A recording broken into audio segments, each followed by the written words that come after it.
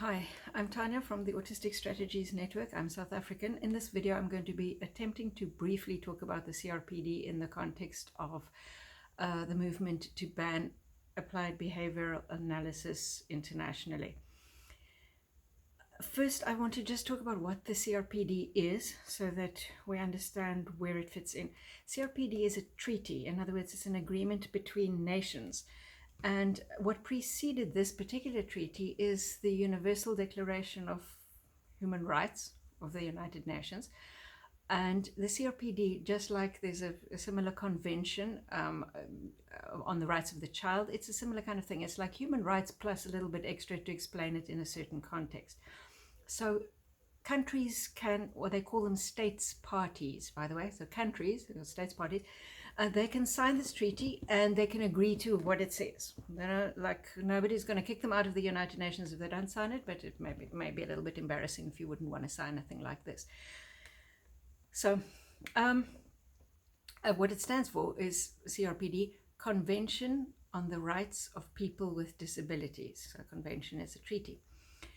Now, this particular treaty also says in it, if you agree to this thing, then we will be establishing, in terms of this treaty, a group of people who will be in charge of governing this treaty. And they are called the Committee on the Rights of People with Disabilities. So that also abbreviates to CRPD. And we need to know that. We're going to get to that a little bit later. So there's a committee to kind of oversee this whole thing.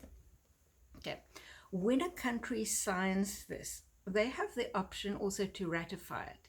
That means, ratification means if you ratify this treaty, you not only say, oh yeah, this is a cool idea, but oh, we'd better make some laws to make sure that the principles that we signed to are actually put into practice in the real world in our country. That's what ratification is. There's also another add-on to the treaty called the optional protocol. It means like a set of rules that we can choose to also follow. And that optional protocol says that if people in my country want to complain about the way in which my country treats disabled people, then they can go and moan to the committee, and they can go and, as long as they don't do it anonymously, they can say, my name's Tanya, my country's been bad to me and to other people like me, and you guys got to punish them. Now, we do know that with the United Nations treaties, with the Declaration of Human Rights, there are still going to be countries that are going to be nasty and to their own people, and they're going to be horrible, and they're going to violate their human rights. But it doesn't mean that the treaties are completely useless just because this happens quite a lot.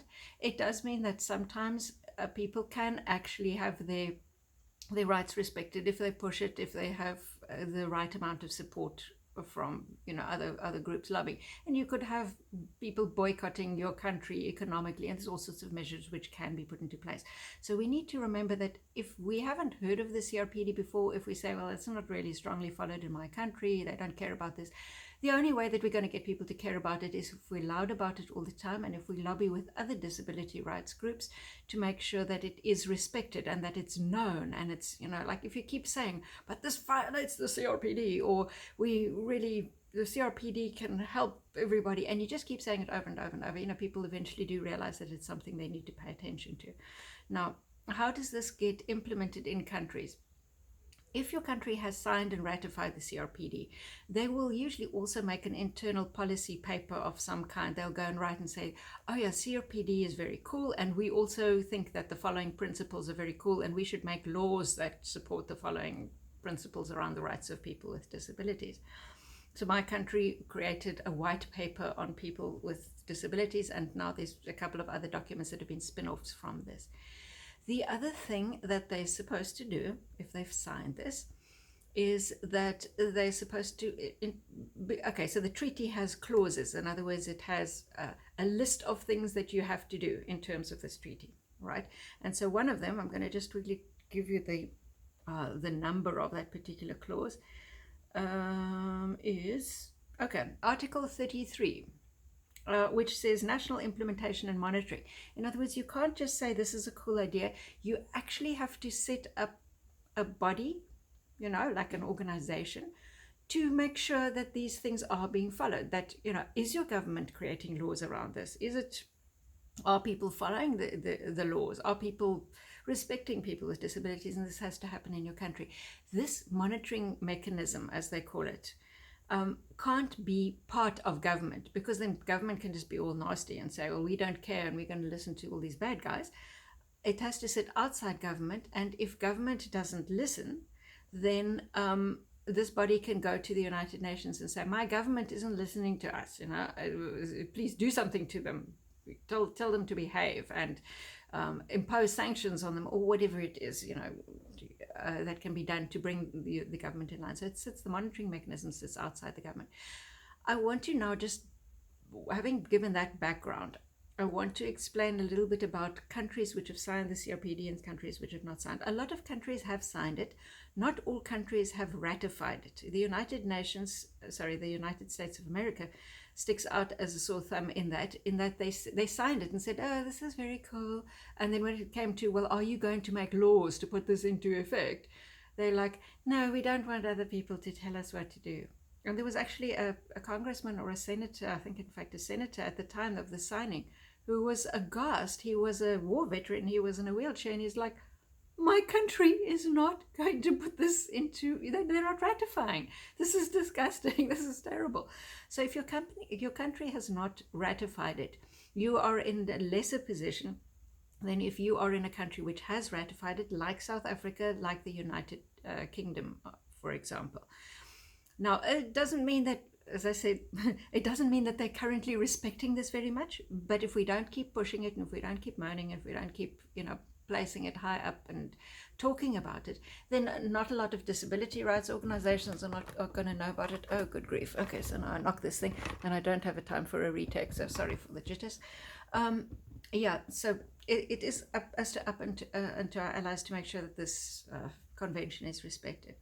Now, the question, if we're going to be looking at banning ABA, if we're going to look at creating laws to make ABA illegal, and we want this convention to support that, we will often have to refer also to our own country's interpretation on our own country's white papers or documents or policy documents, and say that, well, not only have we signed the treaty, but according to our own policy document and the government's policy on disability, we should, respect this in the following ways, and we need to make some laws. If the government is not listening to us, then we can go to our monitoring mechanism. Whatever it'll have different names. This monitoring mechanism will have different names in different countries. In the case of my own country, South Africa, okay, so they signed the treaty, they signed the optional protocol, they ratified and everything like that a couple of years ago. But the process to establish the monitoring mechanism is not complete. It started, they took a look at was it done in various different countries. They eventually decided that the country that best matched South Africa was Ireland in terms of how they did theirs, that would work the best for us. Some countries were just too sophisticated in how they did it. It doesn't mean that it was bad, but it wouldn't be so feasible for us to do it this way. So the South African High Commissioner on Human Rights, I must just think if that's the correct name for it, SAHRC, which is a body in South Africa that sits outside government and is also in charge of things like if poor people get treated badly during COVID-19 and their rights are denied to them, and they are left out of the whole process, then this is the kind of body that normally would be addressing those issues as well. So in our country, that particular body, the SAHRC, is establishing like a sub-department, if I can call it that, which will function as the monitoring mechanism of the CRPD. So in February of 2020, just before our lockdown started, I attended a meeting for the launch of that organization, and I discussed with the COO of the SAHRC whether we could raise this issue of ABA. And she said, yes, by all means, contact the following people. And COVID-19 came along and disrupted our lives in a big way, but it's still something that we can a process that we can start. Okay. The next question is about which clauses does ABA violate? So if this is a treaty, then what exactly in terms of this treaty is bad about ABA. Now, before I get to those clauses, I want to talk about something else a little bit adjacent to the CRPD. And there are two things that I want to mention there. The one is the comment notes which come from the CRPD in the actual committee, and then secondly, the training guide to the CRPD. What's the training guide to the CRPD? Well, okay, if you have a government and they're non-disabled people, or maybe they've got some disability, but they've been raised to kind of see themselves as I overcame my disability, I'm so cool now, and I'm a role model to everybody. In other words, following the inspiration born approach to disability. So this could happen. People have their own, disabled people can have their own perspectives on disability, which is not necessarily useful to other disabled people. So, right. So if we want to train our politicians, our parliament, our whatever your legislative body is, if we want to train disability organizations, which very often come from an ableist background, in other words, they want to do good for people with disabilities, but they have their own opinions on how to do it, and they don't actually necessarily respect the opinions of people with disabilities themselves. If we want to train them into how to get it right with the CRPD, we can use the CRPD training guide. And the training guide has actually slides that you can show if you want to do PowerPoint wise, which is, from my perspective, not the best educational method, but there is supporting material for this. The CRPD training guide you can easily get online. It's a PDF. There's an accessible version. And I'm going to that because I want to explain a bit of the spirit behind the CRPD before I get to the actual clauses. In the training guide, I think it's on page 8, in fact. This is page 8 of the accessible PDF version. It describes the background to why this was made and the approach taken in CRPD. And it talks about the different approaches to disability, which we can have, and it lists 4. The one is the charity approach, which is the most traditional one, like disabled people are there because God placed these poor souls on the earth, and if we give them arms, and if we give them ALMS arms, if we give them arms as well, if amputees, if we are nice to them and so on, then God will bless us, and we are good people in the community. That's we must be charitable towards them. That's the one view. The other view is the medical view, saying, there's something wrong with them and we've got to fix that. The next one is the social model or the social approach to disability, which says, these people they may have broken bits of them, or maybe they're just different. But whichever way, it's actually society that makes it difficult for them rather than just the problem with their body. And it's more the interaction between the fact that their body is different and that society doesn't treat them nicely.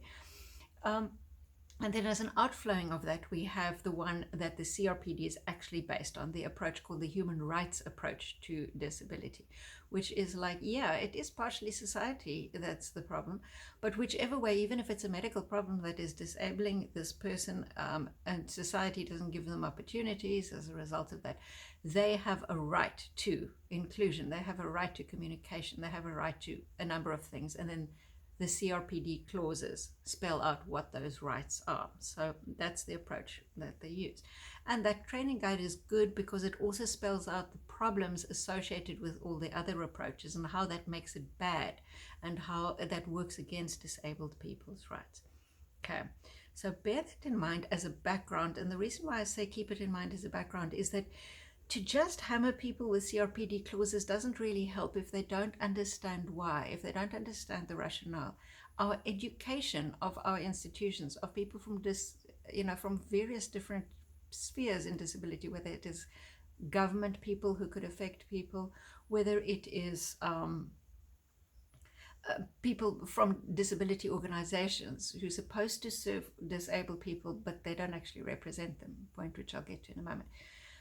Whether it is schools for disabled people, any institution to do with disability, we need to teach people the CRPD, and we need to teach them the basis on which it is established, because we have to change the mindset with which people take their decisions. Otherwise, we're just imposing laws on them, and it becomes nasty because they're like, I'm trying to do a good thing for these poor people, and I've got all these other rules which are making my life difficult, and I'm only trying to save them and from themselves. So we've got to teach the basis. We've got to teach the principles before we teach them just the rules. Now, one of the things that is poorly understood in the disability world, because of this background, because of the charity model, because of the medical model, where people feel that they're doing a good thing when they're trying to fix people and take decisions for them. They're like, well, you can't really think for yourself, you can't speak for yourself, so I will decide what is good for you. Because we have this mindset, it became necessary in 2018 for the CRPD, the C being committee in this instance, the committee on the rights of people with disabilities, to point something out to these organizations. And they put out a comment note and they published this. They said, guys, you're not understanding how this is really supposed to work.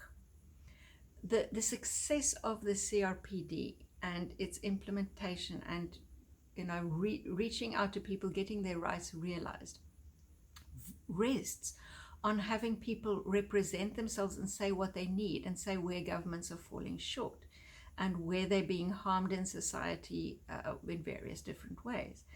And that means that disabled people's organizations, because if you have an organization representing, say, all the blind people, or maybe you've got two organizations, maybe the one organization represents one particular view and people who sign up for that view are different from the ones in another organization for the blind people, but whichever way, they have a large membership of people who actually are blind.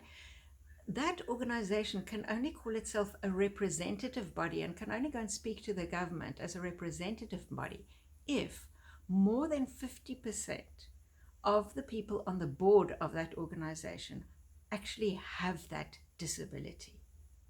This is a very key point. Similarly with cross-disability organizations, if you say you're speaking on behalf of all the people, for example, I'm on the board of a provincial disability organization. Our board does have one or two non-disabled people on it. Our treasurer is not disabled. There's another board member who's also not disabled, but married to a disabled person.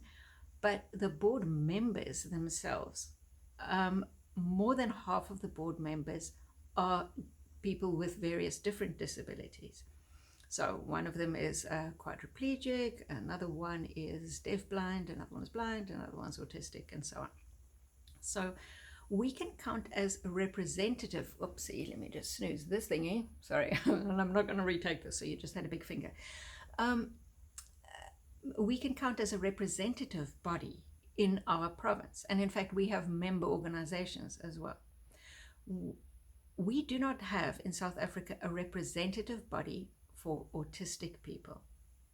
We have one organization which is larger than other organizations in the autism space.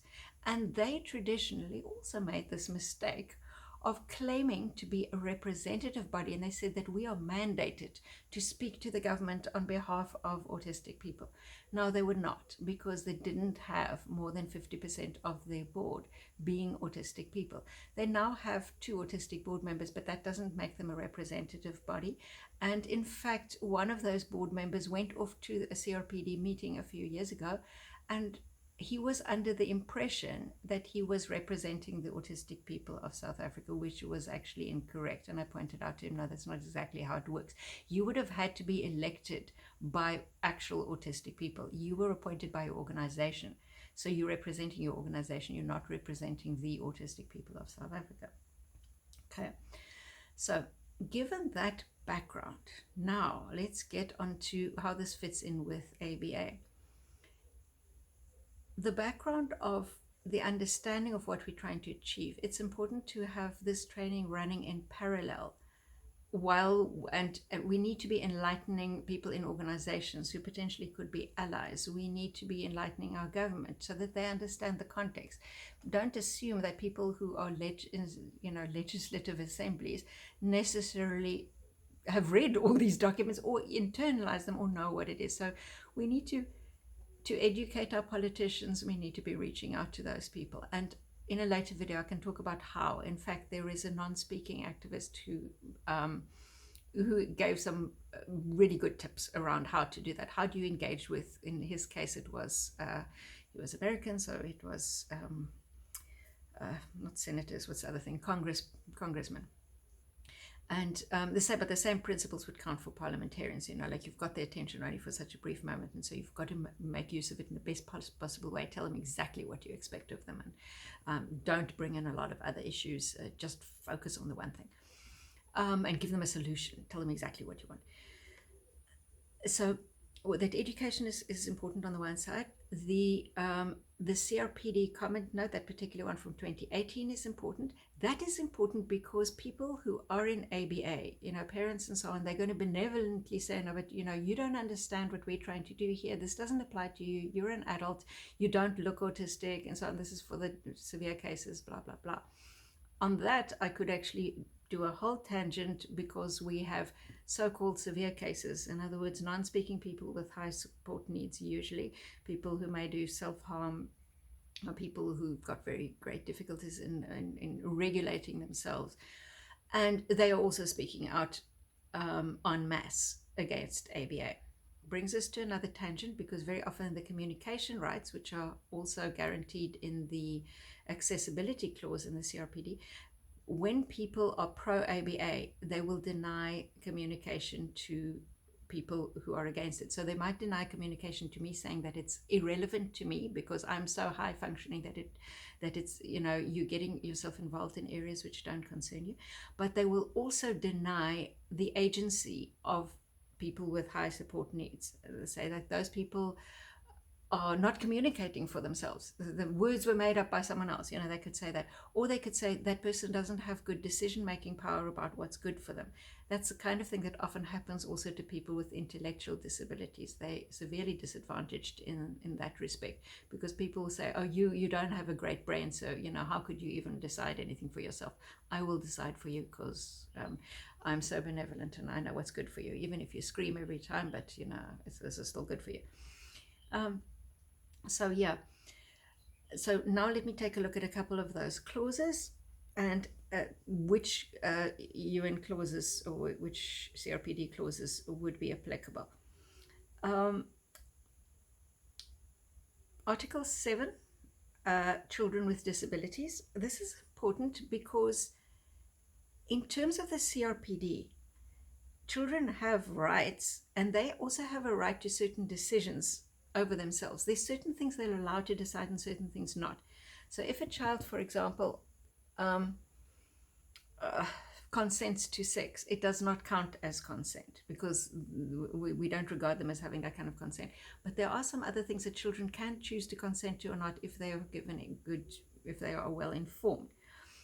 Because children have such their rights are respected and their opinions are also respected by the CRPD. It means that, for example, when we were busy establishing our IMM, our monitoring mechanism in South Africa for the CRPD, somebody who was a representative of a children's organization said that it's important for our CRPD monitoring mechanism, which, in other words, the internal organization, which also has its own, I think it's board or committee, I've forgotten what we call it. It needs to have children also serving on there as equal to the adults in a sense, because they have to bring the child's perspective, and adults can't really fully represent children. So that's an interesting one. And it's something to be taken a look at, that if children, in my country, in fact, children can choose to not consent to certain medical procedures. And if we're looking at ABA as therapy, then that is something to be considered. We need to explore that angle. Okay. Article 17, protecting the integrity of the person. And this is a very short clause. Every person with disabilities has the right to respect for his or her physical and mental integrity on equal basis with others. Okay, so if I'm saying that your therapy is really messing my brain up and I can't cope with the sensory issues because you're making me suppress this, or your therapy is changing the way in which I regulate and what I need to do to cope, then you make me like you're making me mentally not healthy and you're making my body not coping. That's one of the rights that I have to push back against that. Okay, accessibility, that's Article 9. People have the right to support. This is important from various different angles. It's important because it's about not changing me but giving me what I need. So under this accessibility clause, which is a long one, it gives a lot of examples. Like, for example, it mentions Braille there for deaf, for blind people. Um, it would be if deaf people, deaf adults say that when I was a child, I was denied, even though I was deaf from birth, I was denied the right to sign language, and they tried to force me to speak and force me to lip read and everything. And we understand that the difference is, there's a difference when people became deaf later in life, because sometimes they actually do prefer those mechanisms. But for people who are deaf from birth, it's different. So it is unfair to think that you're benevolently helping these children by forcing them to speak. You should be giving them something which allows them access to communication, which is the sign language of the country. Otherwise, you're denying their rights. So that's how accessibility is different from what ABA tries to do. ABA tries to change the person to fit in with society. And I'm not even talking about the harsh ABA that tries to make you pass as normal. I'm talking about ABA which tries to obliterate autistic coping mechanisms for a thing and replace it with a non-autistic coping mechanism. So if you are self-harming, I understand that that could be a problem, but there are autistic ways of dealing with it, and ABA is not the thing. Okay. So we need accessibility, we need support, we need autistic ways of doing things, just like deaf people need deaf ways of communicating. It doesn't mean making them like someone else. So that's a pretty important clause. I also earlier mentioned that ABA guys often will take away communication rights. In other words, you get PICS, picture exchange communication system. You don't get other kinds of picture cards. You have to have this ABA-based method. You are not allowed to use pointing to a keyboard or to a letterboard, and you're not allowed to have training for your motor skills. You must take the communication methods which we say you must have. The interesting thing about the people who really strongly advocate for ABA is they never really have anybody, autistic people, who are endorsing, or they very rarely have autistic people who are endorsing what they do. Occasionally they might have here and there somebody who says that it's cool, but they're not strong on promoting AAC users as their activists. So even though they say that you must have supported communication in these various different ways, when it comes down to, okay, so like, who are the cool guys, in this space who are advocating for ABA plus, your proposed approach to communication, then they just don't exist. So we will find on stage at an international conference, along with the ABA guys, you'll find guys like John Elder Robeson, you'll find Stephen Shaw, you'll find Temple Grandin, guys who are happy to share a stage with ABA people and who won't make too much of a loud noise about ABA. But and those are your famous autistic people who will share a stage with them, but you don't find famous non-speaking autistic people there. And you will generally find all the AAC users are, or most of them, are vehemently opposed to ABA, because many of them have actually been through it, and even those who haven't can see why that would not be helpful to them, especially since many of them have movement disorders and can't actually obey the instructions of these ABA therapists. Okay, so clause 9. Let's move on. Clause 15. Okay. Freedom from torture or cruel, inhuman, or degrading treatment or punishment. Okay, a lot of modern ABA guys are going to say that they don't punish, they don't use aversives, they only use positive behavior support. We can go down that channel, I'm not going to do it right now, into how withholding of rewards is actually also punishment. I had a recent conversation with somebody who's partially speaking, mainly non-speaking, had a lot of speech therapy, and this person eventually learned to just not express needs, because expressing needs had to be always expressed in the right way. It always had to be in speech.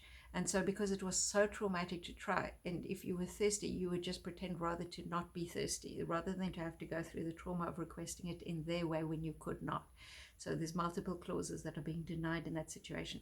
And this is basically inhuman, degrading. This is punishment, punishing, withholding a drink from a thirsty child is an aversive, even if it looks like, are we going to reward them once they get the thing right? You can't just, and this is happening in my country, by the way, in ABA all the time. You know, like you do not get to have your lunch, you do not get to have relief.